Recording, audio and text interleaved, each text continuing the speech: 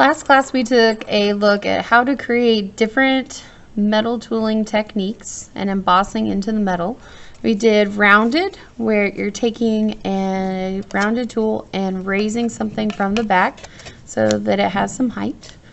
We looked at creating texture, so a dotting texture where they're really close together. Remember, not spaced really far apart. Close together gives us that really nice even look.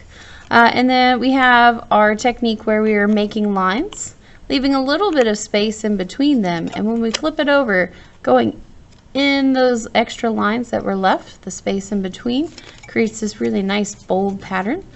We can also take our tool and draw in designs as well. Very similar to how this student has done this repetitive design in the background around the wolf itself. It really makes these flat areas stand out really well with a really nice bold line. So this is our goal. When we're done with our project, we should have it filled in with a really nice pattern or designs in the background. Designs can also be a part of the animal as well. So depending on the animal that you do and the texture that's there, if there's a scale or there's fur, this can be made into a mark making technique where these lines follow the shape of what the feathers might be, as well as like the top of the peacock's head with some dotting and some overall patterns behind. So a really nice full composition where you use the entire piece is our level 4 that we are looking for. When we're done, we'll be adding it to a piece of construction paper so we can create a background that frames it.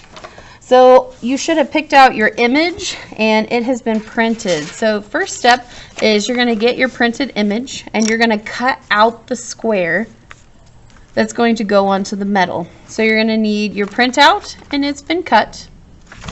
You need a piece of cardboard and a piece of metal. And you're going to get that from me and I'm going to check it off. Everybody gets one piece of metal. There is not enough for everyone to have an extra piece. You get this one, so you need to make sure that when you make lines, you make it count. You're going to have your cardboard underneath for support. And then you're going to place this in the center of your metal and use a piece of masking tape to secure at the top and the bottom. Now again, we've got this cardboard underneath. This is going to allow some stretch. And then you're going to take either your pencil or a tool from the caddy on your table and start going over your actual outline. So you're going to take your tool, press down, and you're going to be able to feel that indentation through the paper. And you're going to go over all of your lines, all the way around, pressing those lines in.